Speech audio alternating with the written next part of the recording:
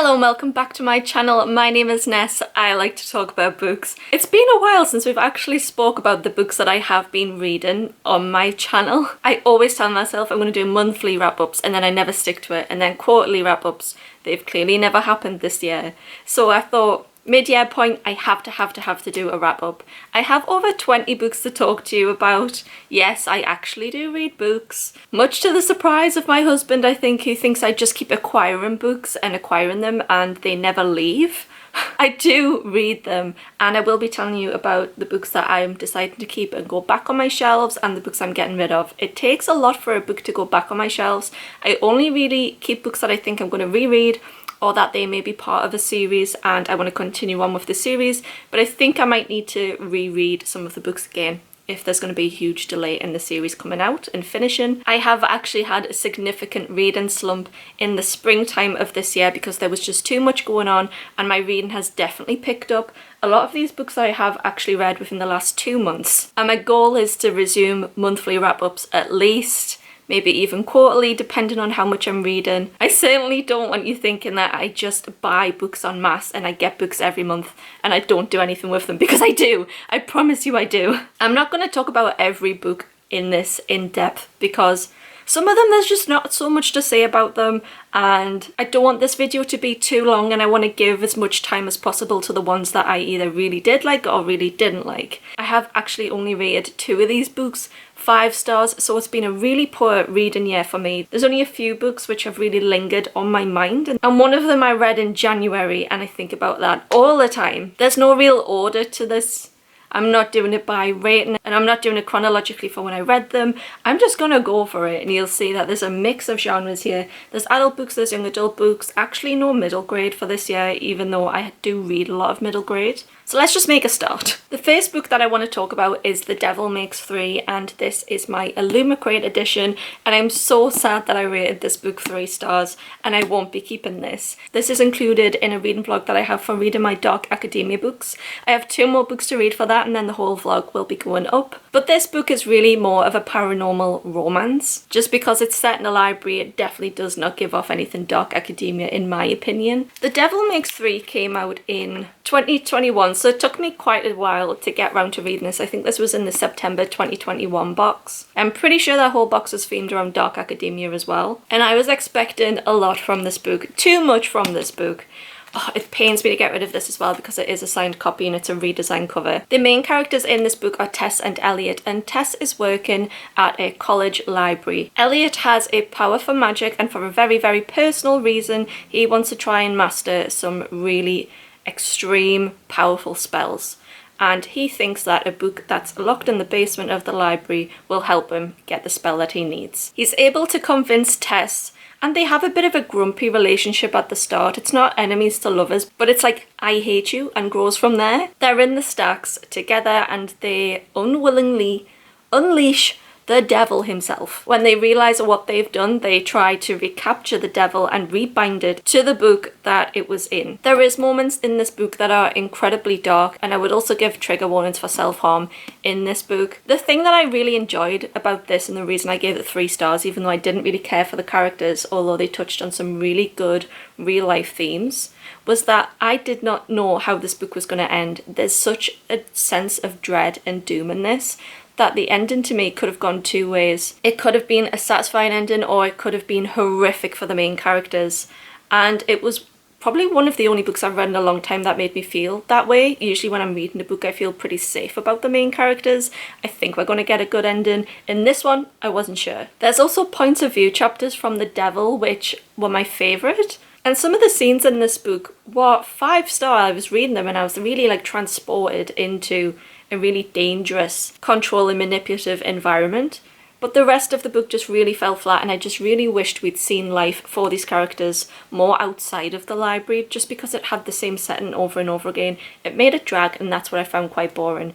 So on reflection, I'm probably going to boost my 3 star to 3.5 just because it's very memorable, and a lot of these books actually weren't that memorable for me, but I'm still getting rid of it. I'm pleased I didn't hate it. It's definitely one that I will think back on over the years, I think, but not one that I would want to reread. Next book picked at random is an ARC that I got from HarperCollins, and that is The Lake House. This is such a stunning cover, and when I got this I was so excited to read it that I actually picked this up straight away. I really wanted something summer campy horror vibes, and this is pretty much what that is. This wasn't quite a 4-star read with me, but it definitely deserved more than a 3-star, so I've really struggled to rate this, and it is one that I think about a lot. But when I was reading it, I just wish that it was actually a lot more scary. But I have to keep reminding myself that it is young adult, and this is marketed for readers aged 13 and up.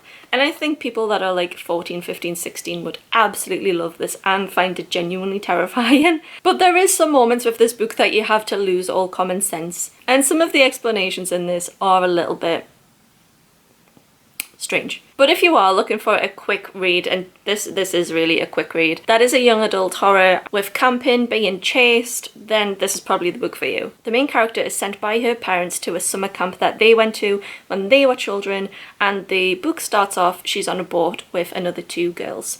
And when they get to the island, they realise that this summer camp house is burnt to the ground and there is no one else on this island.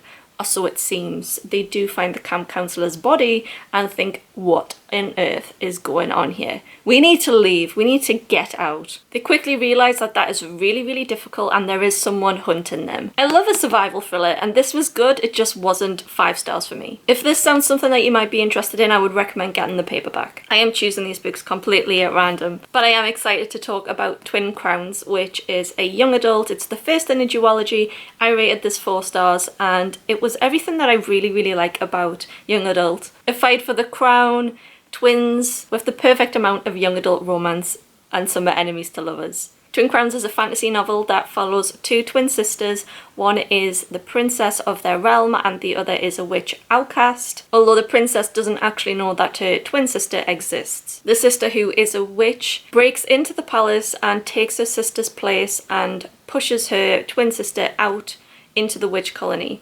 But nobody knows that this has happened. For a young adult, this is a pretty long book, and this did come in at nearly 500 pages, but if you are a Fairylit subscriber, you may remember that we did get this in a young adult box around a year or 2 ago, so you may have it on your shelves and not remember, and if you do have it unread on your shelves, I highly recommend it. It's fast-paced, and it's a great fantasy. Highly recommend for readers of 3 Dark Crowns. Or if you like this and you've never read 3 Dark Crowns, I think that's the series for you too. If you've seen my recent book haul video, you'll know that when I finished this, I went out and bought the sequel straight away, and I do intend to read it as soon as possible. This one is going back on my shelves. Recently, I went on a little bit of a crime binge because I'd bought some charity shop books for 25 pence, which are mostly crime, and I needed to break up some fantasy. I just read something which is coming up, which was really intense, and I just wanted a bit of a palate cleanser, and for me, that's crime. So I read a few back to back, and one of them was How to Disappear by Gillian McAllister. This literally disappeared out of my brain after I read it. 3 stars. If you like Gillian McAllister, you'll probably enjoy this book if you haven't read this. In this novel, a mother and her daughter go into witness protection because her daughter goes to court and says that the people she accused of murdering a homeless man were actually innocent. And fear of repercussion from that, they are put into witness protection, and it totally changes the mother's life. Over 400 pages for a crime novel. This could have been way shorter. Not a crime novel that I would say to run out and buy full price. This is going off my shelves. I'm giving this to someone at work. A crime novel that I read around the same time. I got this in the works on the free books. Is it £6 now? I think with inflation it's now £6. 3 for £6. And this was just the spare that I picked up after picking up 2 books that I really wanted and I didn't know what else to choose. So I went with my first Sophie Hannah novel because I'd heard really good things about Sophie Hannah, and I picked up Haven't They Grown, which is an adult crime novel, standalone.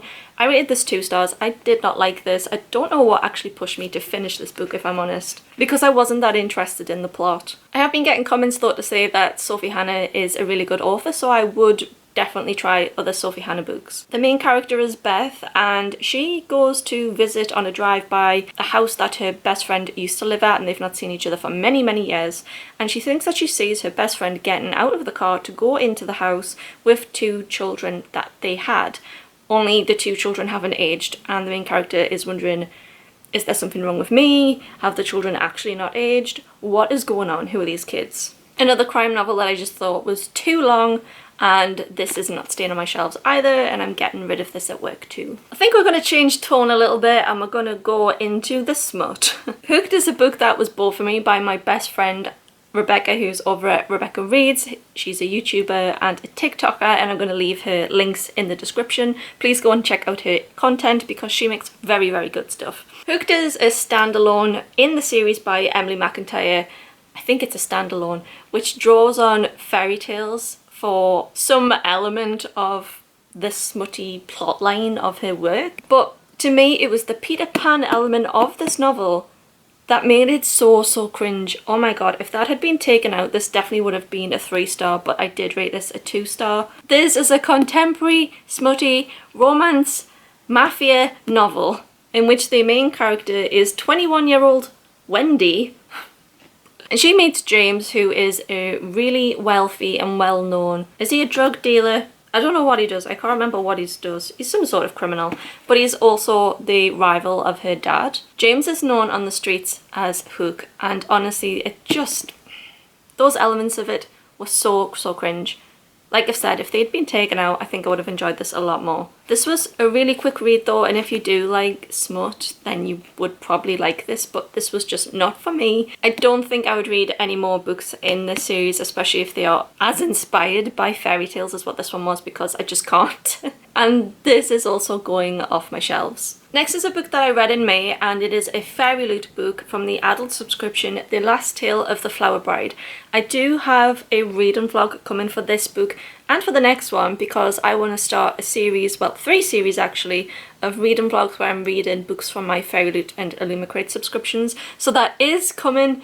If you've seen my other videos, you'll know I had an absolute IT disaster when I dropped my camera and smashed it on the second day of our holiday. So I'm having some difficulties with the formatting of those videos, but they are coming. I initially rated this 3.5 stars, but thinking about the plot and the characters, this is definitely going to be boosted up to a 4 stars. And I really love this edition. I love the end papers. It has some of my favourite end papers that Fairy Loot has ever done. I know this book is a lot like Marmite, but this is my first book by this author, so I don't really have anything to compare it to. Although it does have similar themes to Mexican Gothic, which was a book that I really didn't like, but I don't know if I just didn't like it because it didn't live up to the hype for me. There wasn't a lot of hype around this one, so I did enjoy this book a lot more. When this book starts out, we are in the POV of the husband of central character Indigo, and he's describing how his wife is very elusive. She's mega wealthy, but she doesn't talk a lot about her past. And one of the things she asks of her husband when they get married is do not ask questions about her past. And he is sort of like an expert on folklore, and she tells him all the time, she makes comparisons to herself from the folklore about how women can be monsters, and she makes little hints at him all the time about how she herself is a bit of a monster. The rest of this book is told between flashbacks to her being a child with her childhood best friend, and also the present day where her husband is sort of unraveling things about her past, which comes about after they travel back to her childhood home to look after her dying aunt. Although this was in the adult subscription and the chapters where it's the present day do feel adult, the rest of this book feels so young adult when we're in the childhood and we're seeing the perspective of the best friend and Indigo growing up together. I thought it was a really quick read, and I found the ending really satisfying. Some people are going to read this and absolutely hate the ending, but I loved it and I didn't see it coming. I do think this book is going to be a bit of love it or hate it though, and I know a lot of people do hate it. But this is going back on my shelves. I don't know if I'm ever going to reread this, but I think about this book a lot, and when I look at it on my shelves and reminisce about me reading it, I get good memories. Next is another in the Fairy Loot adult subscription. That's Poster Girl. I read this directly before the previous book and I loved this. I rated this 4 stars, and I honestly didn't think that I would enjoy this book, but I loved it. I'd seen so many negative reviews about this, and this book just transported me back into my 2010 Tumblr era. I didn't realise I needed a dystopian read, but I really did. And as an adult, this was a perfect read. So much that I didn't think I was going to like this book that I tried to sell this on Vinted for £10 just to get a little bit of the money back from that box. And it didn't sell, and people were offering £6 for it. And I thought, you know, if I'm going to accept £6, I might as well read it before trying to sell it. And I'm so pleased that I didn't sell it, because this is going straight back on my shelves because I loved it. Poster Girl is about Sonia, who literally was on the posters for a regime which has been toppled by the public. So she was the face of a repressive regime, and she's now a prisoner in this walled off, it's kind of like a rundown estate where she has absolutely nothing. The new government, which is not repressive, decide to release every child that has been locked up, and she has just passed that date where she's too old to be released. Although she is approached by someone that she did know in her previous life and is told that if you can find this missing girl, we will let you out and you can join everyone else. I thought this added something new to the dystopian genre, and if you have this on your shelves and you haven't read it, I do think it's worth a read, but it is worth pushing past the start because it does drag a little bit at the start, but the payoff for me is really, really worth it. Let's go straight back to smut. Space smut. Yes, I did read this last year, but I did reread it. These are actually super quick reads and I would highly recommend it if you're looking for something fun and smutty and you've got a bit of an open mind about things. These are typically on Kindle Unlimited if you have it, and you could definitely read this in a day or two. And I reread it because I got the second one for Christmas off Rebecca. This wasn't quite a 5-star read. It's kind of like a 4.5-star read for me, and this one was a 4-star read. The novelty had worn off by the time we got to the sequel, but I still really enjoyed these novels. And I am keeping them because I wouldn't mind continuing on with the series. I don't know what it is about these books, and every time people come round to my house and they say them, I get so ashamed for them. They make me think of like poor quality productions in the 80s, which are sci-fi for men, where women are like running around the jungles in barely anything. I think if that's okay for men then, why can't we have these now? The thing that I like about these books is that they don't take themselves too seriously. At times they're just downright silly, but every now and again they touch on really hard themes. The whole series is about a group of women who are stolen from Earth to be sold to other alien planets for whatever reason. And the ship that they're being transported on crashes into a alien planet, which is really barren, it's really icy, and the main character of this novel sets off trying to find something that'll help in their survival and to hopefully return to Earth. But she comes across Vectil, who is part of an alien race, and also his little gang, who obviously end up coupling up with the human women, and that's the premise of the whole series. So it can be a bit repetitive, but the relationships definitely feel different and unique in their own right, and I did enjoy them. I think we're at about the halfway point now, so I think it's about time I dropped in a 5-star read, one of the 2 5-star reads. I read this book in January. Honestly, I think about this all the time. There's not a week that goes by that I don't think about this book and how good it was. Just thinking about it now just blows my mind. It's Jade City by Fondeley. If you have not read this book, oh my goodness. If you love fantasy and you haven't read this, actually, you know what? I recommend this for people that love all types of genres. This book is phenomenal. This is a work of art. I don't have book 2 yet because I have this really bad habit when I really like a book in a series that I get really scared to move on in case I don't like it anymore, and I just want to spend some more time basking in how much I loved this book. Jade City is a really complex fantasy novel. It's a contemporary fantasy and there is so much going on in this book. It's written amazingly. The world building is phenomenal. The magic system, oh my god, and the characters, the characters. Honestly, some of my favourite characters of all time appear in this book. I'm really struggling to think about how I describe this novel. This book is set on the fantasy island of Kekon in the city of Janloon. Jade, as in the stone, allows the wearer who already possess power in them to draw on that power, and it really amplifies their abilities. And when I say power, I really mean in kind of like the elite supernatural ability to fight. Like anything in the real world that is a very rare and well sought after commodity, Jade has become really controlled, and there is 2 gangs that control 2 different parts of the city. The biggest one of them being who the main characters of this novel are from. I know the 2 clans are called the No Peak Clan and the Mountain Clan, and I just can't remember which one is which, and it's killing me right now. I think it's the No Peak Clan that we follow. I think. I could be wrong, but you get the picture anyway. So the main characters of this novel are family members of the No Peak Clan, who are the ruling family members of that clan. They are essentially treated like royalty and they're part of the city. And the Mountain Clan is not as powerful and they have less power over Jade. But in this novel they have aspirations to become the most powerful clan, and that causes problems for the main family members of the No Peak Clan, who themselves as a family are fracturing and they are falling apart. This, it's so good. so, so good. This is a complex, well fleshed out adult fantasy, which I can honestly see this being turned into some type of production in the future because it has that level of good and it has that level of depth. This could be on Netflix. Absolutely 10 out of 10. One of the best books that I've ever read. One of my new favourites. I can't stop talking about this book. I need to stop now or else we're never going to finish this video. If you have read the series in full, please let me know whether book 2 and book 3 aren't as good as book 1 because I'm very nervous and I need to have realistic expectations set for what I'm going to get when I continue this. But this is absolutely going back on my shelves. I think this is probably going to be a permanent staple of my shelves. I've been trying to get so many people to read this since reading it. Hasn't worked, hasn't been successful, but I will break people down because I can't stop talking about this and how good it is. If there is one book that's been on my mind for this entire year, it is definitely this one, and it put me into a big reading slump, and that's why I've really struggled to read this year. I am begging you to read it.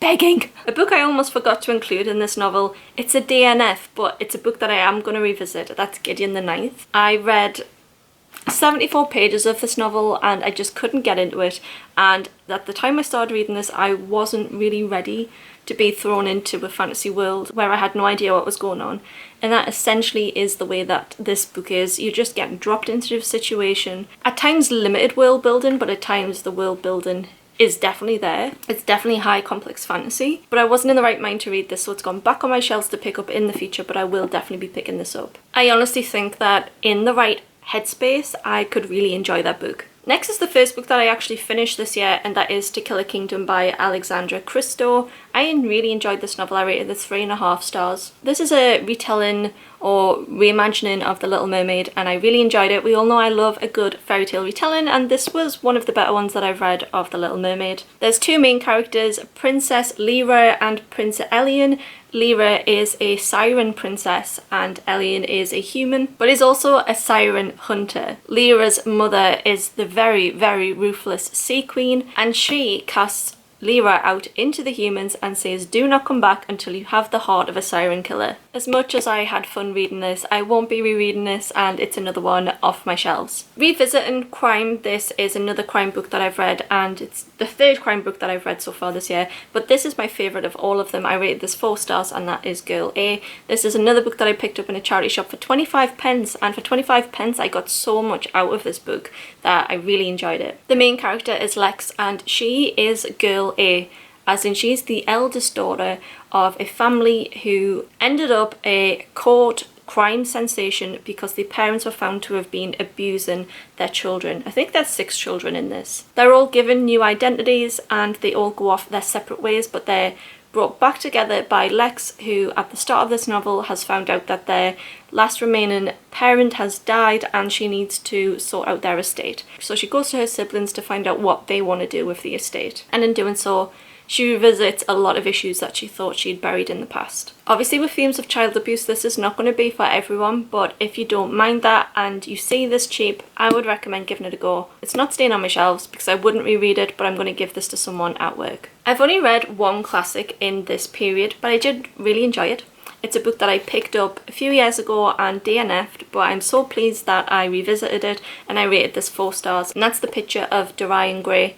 Is it Dorian or Dorian? I'm going to say Dorian. I'm not going to say much about this novel because of time and because I think everybody knows what the central theme of this is, but there was some quotes in here that really stood out with me. I thought it was quite long, but I can see why people read this over and over again, and it is going back on my shelves because I do think that I would read this again in the future. I would not have appreciated this as a teenager, but as someone who is growing old, I do now.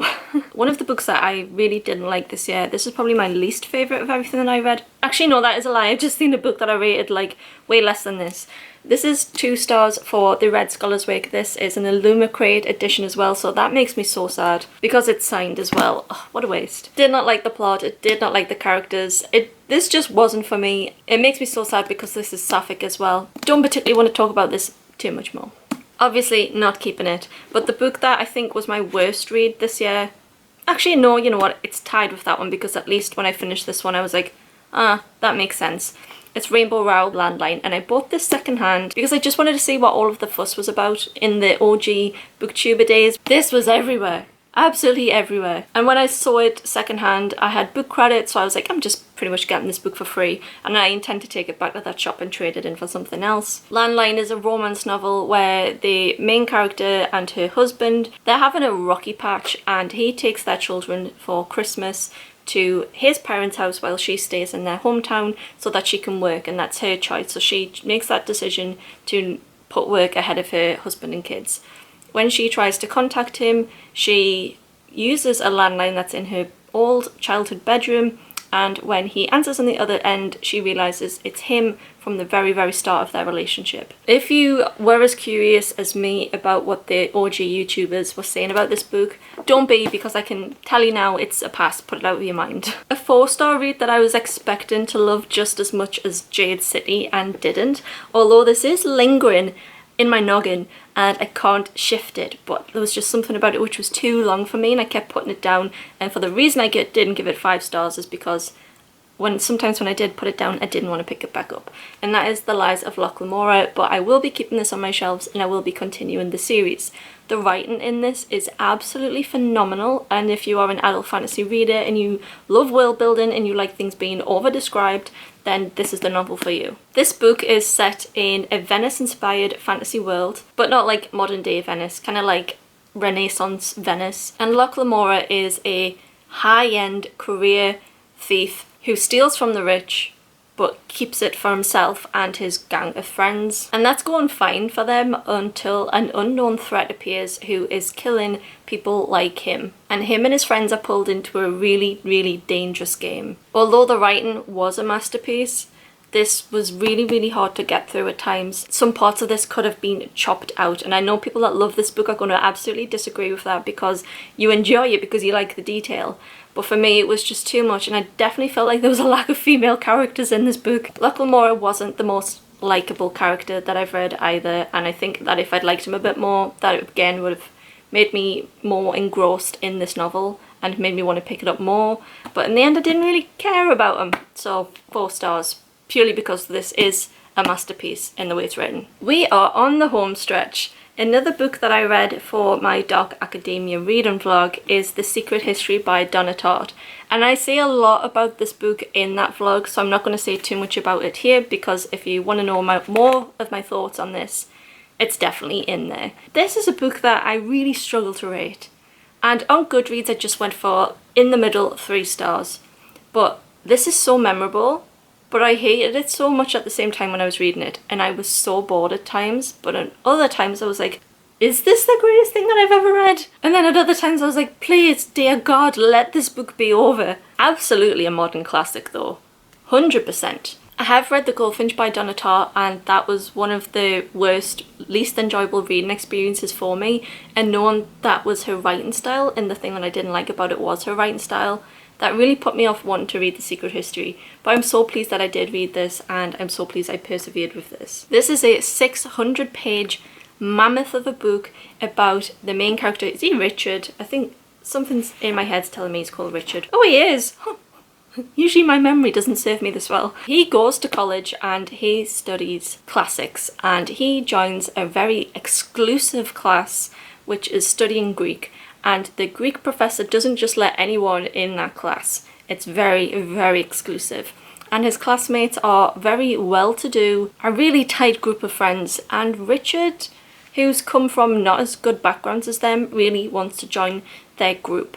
But in doing so, him and his group kind of lose their minds. Like Locke Lamora, this is over-described and at times so dull. But most of the time when you're reading this, you feel like you're in a dream yourself. I can see that so many TV shows and books take inspiration from this, and I can see why. This was, dare I say, a masterpiece. But a masterpiece that at times I hated. I still think about this. Would I reread it? That's a good question.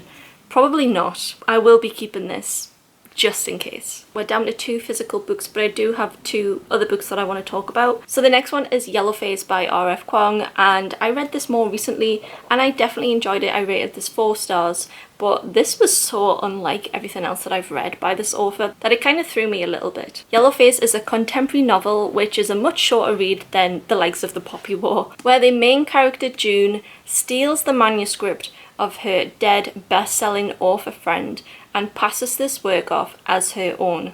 Only the book that she has stolen and is trying to pass off as her own is really drawn from Asian experience in history and culture, and June herself is a white woman and she's so obnoxious. And this whole book is about racism in the publishing industry and about how some people just don't get it. It's a satire, and if you have any interest at all in the publishing industry, then I do recommend this. I picked this up for about £9 in Sainsbury's, so if you don't want to pay £20 in Waterstones, check your local supermarkets because it's more than half price in them. I'm probably not going to reread this because rereading it really takes away that fun of reading it for the first time and thinking, what else scandalous could come up from this? What else is this main character going to do? So I am going to get rid of this, but a solid 4-star read for me. I did enjoy it and I do recommend it. Because I want to end on a high note, I'm going to leave my second 5-star read to the end, but I do quickly want to say that I did read The 6 Deaths of the Saint. This is a 30-page novel which is free on Amazon to read. Oh, only if you have Prime, I think.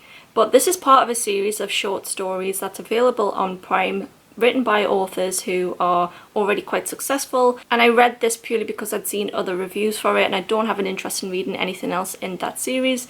I rate this 4 stars because what this novel actually achieves in 30 pages is amazing. It's really, really good. So if you have Prime and you're thinking about passing the time for a little bit, then this is what I recommend trying. I have a really, really hard time trying to describe what this novel is about. I've been trying to do it for a little while and I can't. This is also one of those reading experiences that you don't actually know yourself or what is happening when you're reading it. Until the very last few pages you're able to really think about what you've just read and what the purpose and the point of it was. I do think high fantasy readers will really enjoy this though. It's just worth trying if you can access it. And then I also tell a lie, I did read a 4th crime novel in this time period, and that is Wind by Harlan Coben. I've read other works by him and this one I didn't really enjoy. I think other ones were much better. I didn't actually buy this book, I just picked it up because it was there when I went to a caravan site when they had kind of like a little book library, and I rated this 2 stars. So we're finally at the end and I'm going to talk about my second 5-star read, which was a complete surprise to me. I honestly thought I was going to hate this book. I thought this was going to be a DNF or a 1-star, and I loved it. Not as much as Jade City, but I still loved it, and I recommend this highly. And that is All of Us Villains. Oh my goodness, what can I say about this novel? This novel is very, very fun, and I highly recommend this to fans of The Hunger Games. The reason I thought that I was going to hate this novel is because I read The Devouring Grey, which is by Christine Lynn Herman as well, and it sounds really, really similar to that, and I just did not like that. That was a 1-star read. The plot, the characters, the writing, not for me. But I'm guessing it's Amanda who's really turned this book into something so special. In this novel, every generation, 7 families send one of their family members, which is usually kind of like, you know, teenagers, to fight to the death in this tournament to see who will come out surviving, and that family will get the chance to control the magic that these families do possess. For forever, this has always been done in secret, and the only people that know about this competition is the family members themselves. But for this round, one of the family members, who is anonymous, has written a book, which is like a tell-all book about that the 7 families possess and the competition itself, and sells it to the public. So it's leaked and it becomes a bit of a sensation. So for this round, the public are very interested in this and they've kind of become celebrities in their own right. The main characters are 4 contenders that are sent by 7 of the families. I don't think we get points of views from the other 3 if I remember right, or maybe it's 5. I think it might be 5 and we don't get points of view from 2 of them. But this book was so good.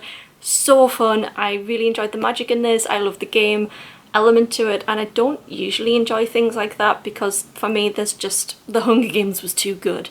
Nobody can replicate it, but it was so good in this. This is part of a duology and I will definitely be buying book 2 as soon as I see it. I loved the characters. Absolutely loved them, and I can't wait to see what happens in this, because this is another book where I'm feeling a bit of doom and I'm feeling a bit of dread that anything could happen. This is my favourite young adult fantasy read this year, if Jade City is my favourite adult fantasy read. So that is all the books that I've read between January and June of this year, and like I said, I do hope to go back to doing at least quarterly, monthly reading wrap-ups. I'm currently reading Fourth Wing, so I'm hoping to do a July wrap-up because it is actually my 5th book so far in this month, so I think I'm going to have enough content to do so. Thank you so much for watching. If you've reached the end of this video, please let me know what your favourite read has been this year, and please let me know if you've also read All of Us Villains and Jade City, and I hope to see you in my next video. Thanks for watching. Bye guys.